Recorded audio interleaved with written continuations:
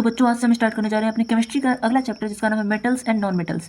मैंने आपसे कहा था कि एसिड बेस एंड सॉल्ट्स खत्म करने के बाद हम लाइफ प्रोसेस स्टार्ट करेंगे, बट लाइफ प्रोसेस को फिर बाद में कवर करेंगे। पहले हम केमिस्ट्री को खत्म कर लेते हैं। तो हम अगला चैप्टर स्टार्ट करें अपना मेटल्स एंड नॉन मेटल्स। तो शुरू करते हैं। तो सबसे पहले देखते हैं क्या कह रहा है। There are 118 elements discovered till date, out of more than 90 are metals, 22 are non metals and few metalloids. मतलब अभी तक हमारे धरती से कुल हमने 118 एलिमेंट्स यानी तत्व अभी तक खोजे हैं, जिसमें से मोर देन 90 यानी कि 90 से अधिक जो है वो मेटल्स यानी धातु हैं, और 22 क्या है हमारे पास नॉन मेटल्स यानी अधातु हैं, एंड फ्यू मेटेलॉइड्स और कुछ क्या है मेटेलॉइड्स हैं। ठीक, मेटेलॉइड्स क्या होते हैं? जो मेटल्स और नॉन मेटल्स दोनों की प्रॉपर्टीज शो करते हैं। कुछ प्रॉपर्टीज मेटल से मिलेंगी, कुछ प्रॉपर्टीज नॉन मेटल से मिलेंगी। अब देखिए मेटल्स के कई सारे एग्जांपल्स हमको दिए हैं। एग्जांपल्स ऑफ मेटल्स जैसे कि Na यानी सोडियम, के potassium, calcium, magnesium, copper, zinc, iron, silver, gold, aluminium etcetera. ये सारे क्या हैं? मेटल्स हैं। Sodium, potassium, calcium, magnesium, copper, zinc, iron, silver, gold, aluminium, tin, ठीक, मरकरी, सिल्वर, गोल्ड, आयरन, ये सब क्या है? मेटल्स हैं। अब बात करते हैं आगे नॉन मेटल्स की। तो नॉन मेटल्स का अगर एग्जांपल देखें तो नॉन मेटल्स का एग्जांपल है carbon, oxygen, nitrogen, fluorine, helium, phosphorus, sulphur, chlorine, neon, hydrogen, iodine etcetera. तो नॉन मेटल्स एग्जांपल क्या है? कार्बन हो गया, ऑक्सीजन हो गया, nitrogen, fluorine, helium, neon, phosphorus, sulphur, chlorine, hydrogen, iodine, ये सब क्या है? नॉन मेटल्स हैं। तो फिर से अभी तक हमारी धरती पे कुल 118 एलिमेंट्स खोजे जा चुके हैं, जिसमें से 90 से ज़्यादा क्या है? मेटल्स हैं, और 22 नॉन मेटल्स हैं, और कुछ क्या है? मेटेलॉइड्स हैं।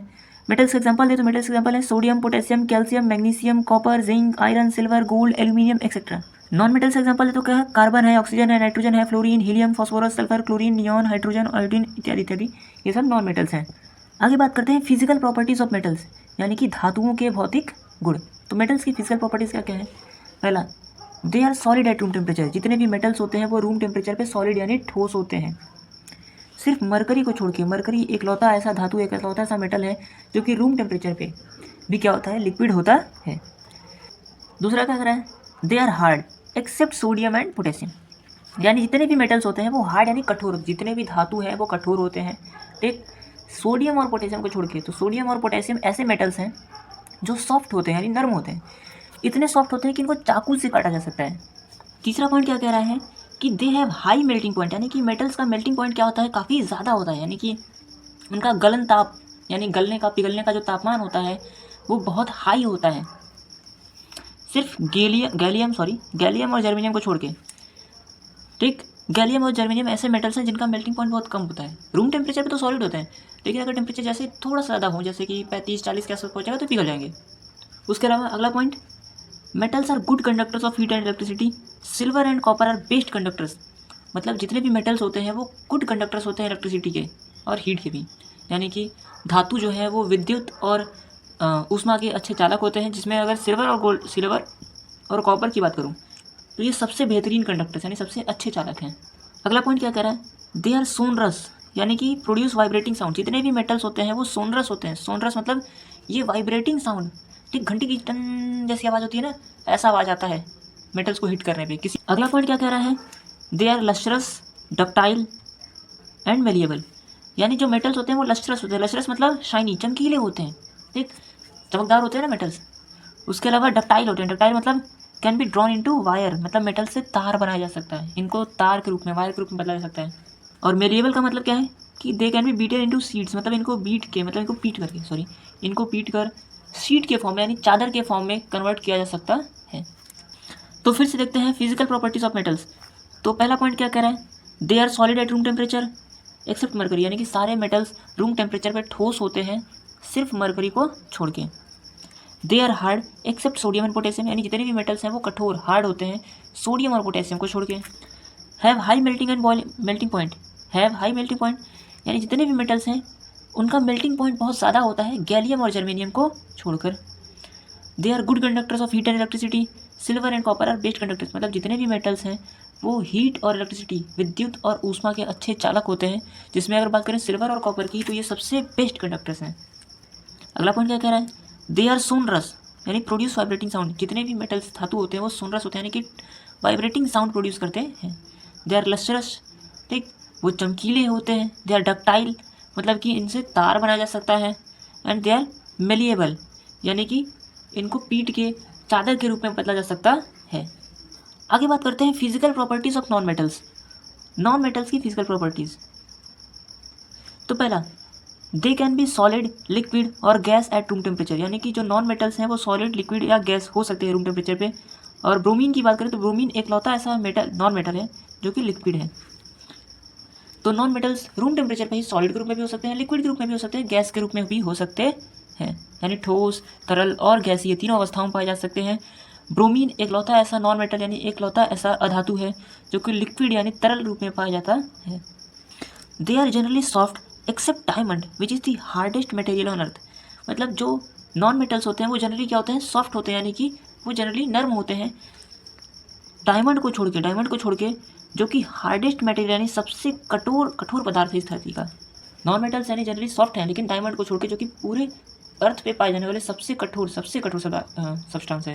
They have low melting and boiling point, यानी कि जो नॉन मेटल्स हैं उनका मेल्टिंग और बॉइलिंग पॉइंट काफ़ी लो होता है। मतलब कि इनका गलनांक और इनके पिघलने और उबलने का, पिघलने और खौलने दोनों का तापमान क्या होता है, कम होता है।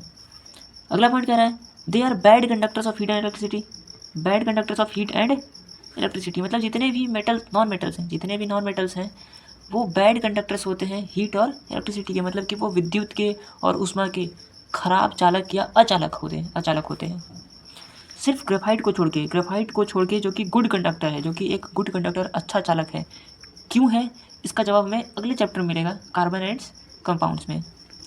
They are non lustrous non sonorous, मतलब जितने भी मेटल्स होते हैं वो नॉन लस्टरस होते हैं, नॉन सोनरस होते हैं। मतलब कि अगर नॉन मेटल चमकीले नहीं होते ना, उसके अलावा सोनरस भी नहीं होते हैं। सोनरस मतलब इनको अगर पीटा जाए तो टन घंटी जैसी आवाज़ नहीं आएगी। आगे पॉइंट क्या रहा है कि आयोडीन हैज़ लस्टर। आयोडीन एकलौता ऐसा नॉन मेटल है जो लस्टरस है, मतलब वो शाइनी चमकीला है। और दे आर ब्रिटल, जो नॉन मेटल्स होते हैं वो ब्रिटल होते हैं। ब्रिटल मतलब कि अगर इनको पीटा जाए तो ये टूट जाएंगे, शीट के रूप में, चादर के रूप में परिवर्तित नहीं होंगे। तो हमने physical properties of non metals में क्या देखा कि नॉन मेटल्स सॉलिड, लिक्विड या गैस हो सकते हैं रूम टेम्परेचर पे, यानी कि रूम टेम्परेचर पे ये ठोस, तरल और गैसीय हो सकते हैं। जैसे कार्बन सॉलिड फॉर्म में पाया जाता है, ग्रेफाइट या डायमंड के फॉर्म में तो सॉलिड है। उसके अलावा बात करूँ, सल्फर सॉलिड के फॉर्म पाया जाता है, फॉस्फोरस सॉलिड के फॉर्म पाया जाता है, ऑक्सीजन गैस के फॉर्म पाया जाता है, नाइट्रोजन गैस के फॉर्म पाया जाता है, हाइड्रोजन गैस के फॉर्म में पाया जाता है।